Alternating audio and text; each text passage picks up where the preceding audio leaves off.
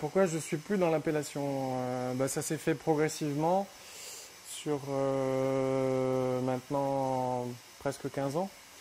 Parce qu'en fait, notre premier vin qui n'était pas en appellation, si ma mémoire est bonne, c'est 2004. C'était un Montravel rouge à l'époque.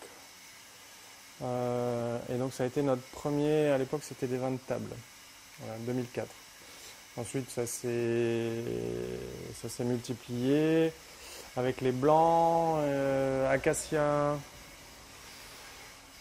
Je crois que celui-là, il a dû être en appellation une seule fois, en 2007. Et à l'époque, il avait été coup de cœur au Guide Hachette.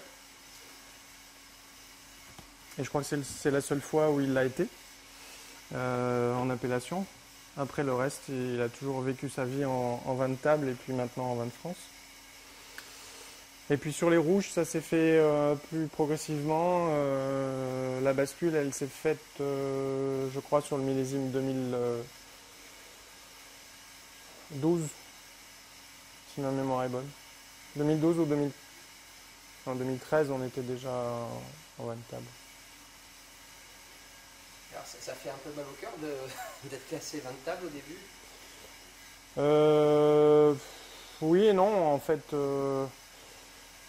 C'est probablement parce qu'on fait des vins qui sont différents de ce qui se fait globalement.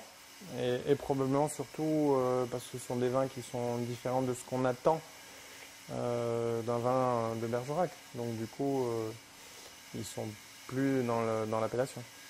Après, sur les différences, par exemple, qu'est-ce qui impose si tu peux donner un exemple d'un paramètre entre les critères de l'appellation et les vôtres, quoi.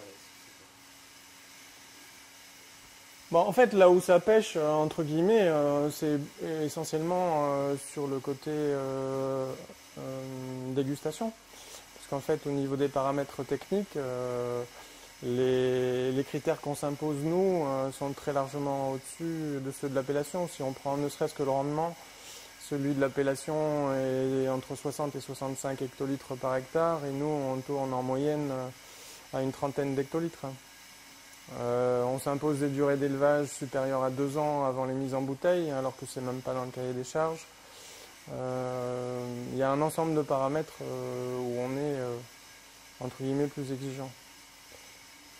Le résultat est probablement différent d'un point de vue de la dégustation, et ça ne correspond pas forcément à 100% avec les critères attendus.